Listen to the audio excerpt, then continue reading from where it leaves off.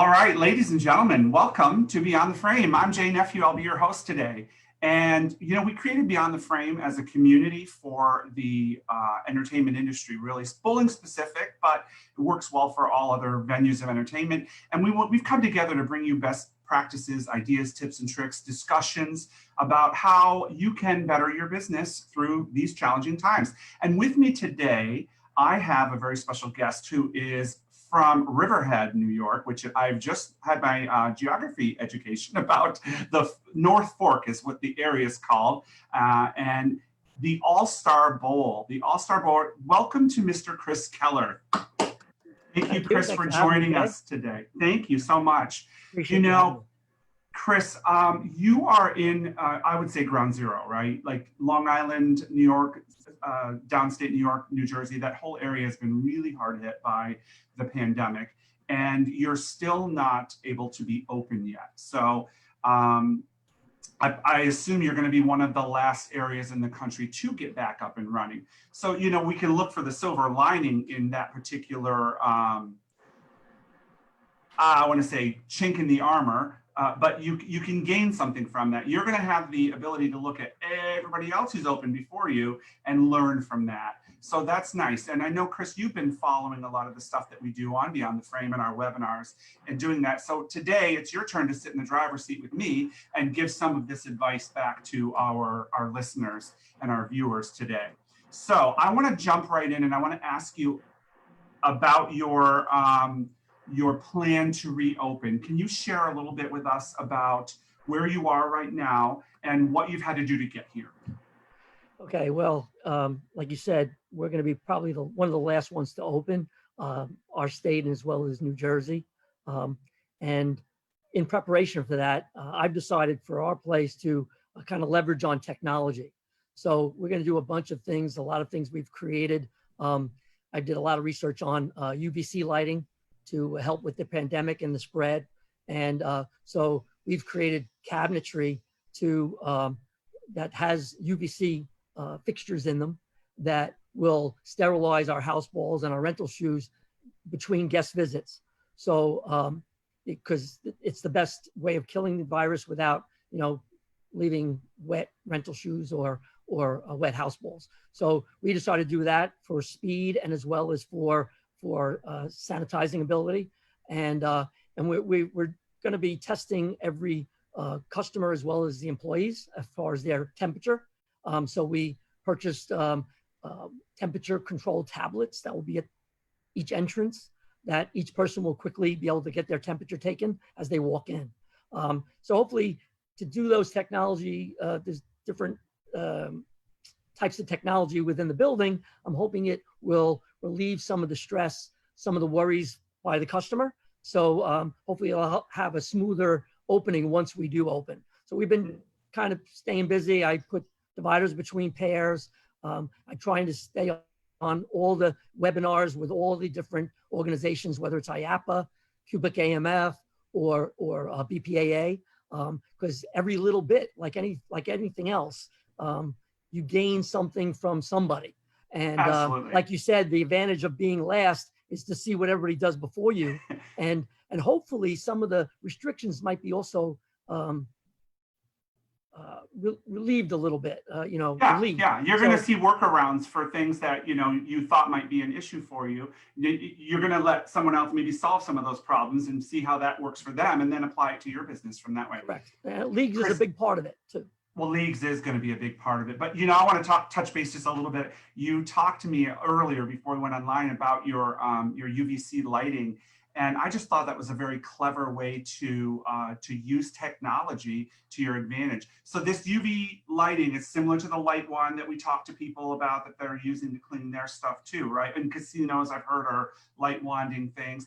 But you've built actual cabinetry. And tell them about your bowling ball tunnel. I love this idea. Well, the UVC lighting, it's based on those wands you see, but they make commercial grade of that. So it's much more powerful. So the one way of controlling, the one thing bad thing about UVC lighting is it kills obviously the virus, but it's also not good for your eyes and it's also not good for your skin. It's just like UVC in sunlight. it's not good. Lighting is not good for your skin. So it wouldn't burn you. It's not a hot light, but it'll give you sunburn. So Sure. to prevent that, a cabinet, the best way is for cabinetry. And I know some of the FECs out there are using it they're actually creating tunnels for their go-karts and stuff. So between uses, the go-kart can drive through this tunnel. I got in early on this idea, and we created this cabinetry, one behind the front desk for the rental shoes. So when rental shoes are handed back by, we're calling it a sanitizing porter. The customer leaves their shoes behind at the lane. We put that in the cabinetry. It sanitizes within minutes, and then they're able to put them away. With the house balls, we decided we have the rolling racks for the house balls. So the customers will leave the balls on the rack, on the ball return rack, and the sanitizing porter will put them on the cart, and those carts will actually go in the tunnel. And then when you close the door of the tunnel, it turns the UVC lighting on. In 3 minutes, they can take the house balls out. They'll be sanitized, and we can put them back on the racks. So we're doing that, as well as we are doing sanitizing the normal way as well. So Sure. we're kind of doing a two-step approach. But once again, to assure the customer that we're doing everything possible to give them a safe environment. And I decided to just go over and above and find every way I could do it as efficiently and as safely as possible for the guests. So that's what I did. I love that idea.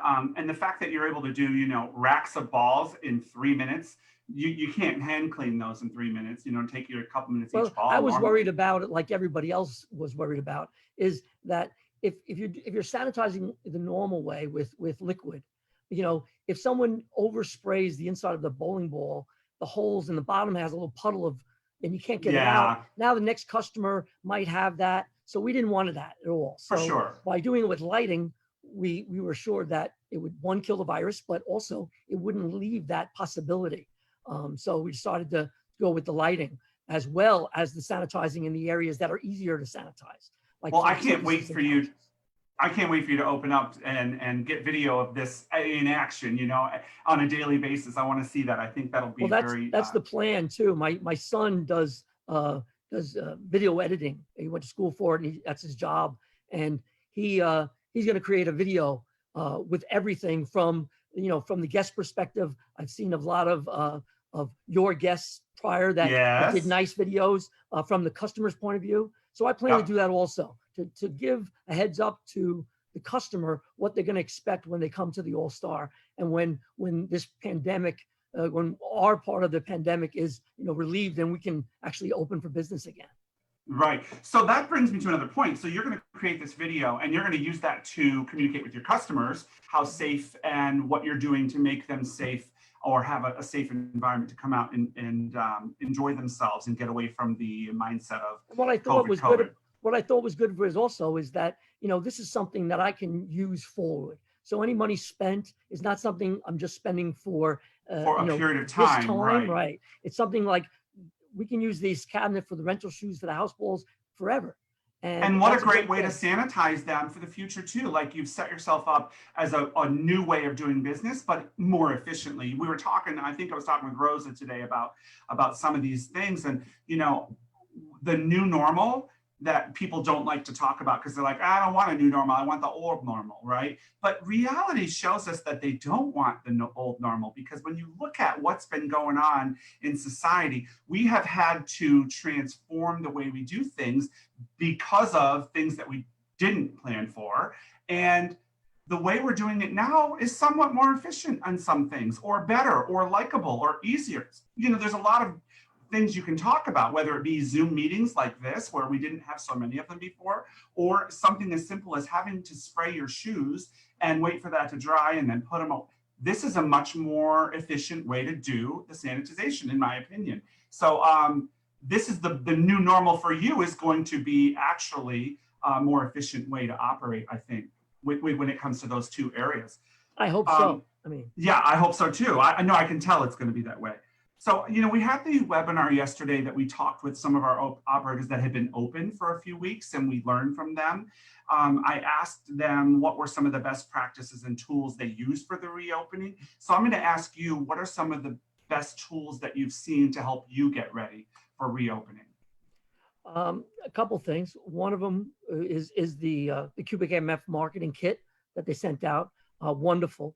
We have Best X in our center with Cubica, and so we're using that for the to post every other lane usage, to post reminders. Obviously, that's part of the kit. So For sure. we're going to use that extensively. Obviously, we can't use much of it yet because we're not open, but it's great to have that tool ready to go when we do open. And, also in the, my center has about a 40, I think we're about 45 game arcade and with redemption. And so also in that world, they created some great signage that we were able to take advantage of, marketing signage. Part of the marketing kit from QubicaAMF is great outdoor and indoor signage for the bowling center, which we're going to use that when we're able to open. So things like that. And also, webinars like this. I mean, I've gotten so much out of it, just like from the trade shows. When you go to a trade show, I always found the best part of the trade show is talking with other proprietors. Isn't that the truth, right? For me, as a salesperson for QubicaAMF, I get to interact also with my customers that are also proprietors like me. So it's a great win-win for me. But that part of it is the great part about webinars now in this new world, is that you get to learn from them and speak to them more often.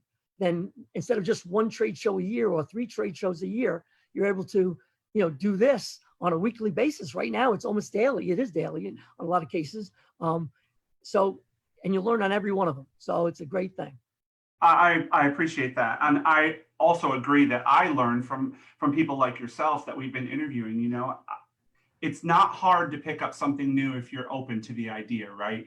Even just listening to someone tell their story and being able to imagine yourself in their shoes, but then take that same kind of feeling and imagination back to your business and say, how can I take what they've done and what they've learned or benefited or prospered from or struggled by and apply that to my situation so that I can either capitalize on it or avoid some of the pitfalls that they've done. And these are the right types of tools to watch to get some of that information, because you're going to be a smarter operator at the end of the day. You'll probably make less mistakes overall if you have that mentality. And certainly you're going to find out what works for you. Great. Well, I also wanted to ask you what your plans are for special events. Are you planning to do anything special for first responders, police, anybody, any of those special graduations? Do you have anything planned yet that you wanted to execute? We do. And actually, one of the things, an idea that I got from, it happened to be a webinar with some of the IAPA people. In the early parts of opening, our hours will probably be more limited than normal. So we're going to offer that type of event to first responders. And we've been pretty active with first responders with our restaurant. We've been doing takeout and curbside pickup. But today you get to open. But today we're at outdoor dining. Outdoor, hey, we'll take it. No, it's great. Every little bit helps, and it's kind of one more step towards the opening, which is exciting. But so we've delivered to the hospitals for free.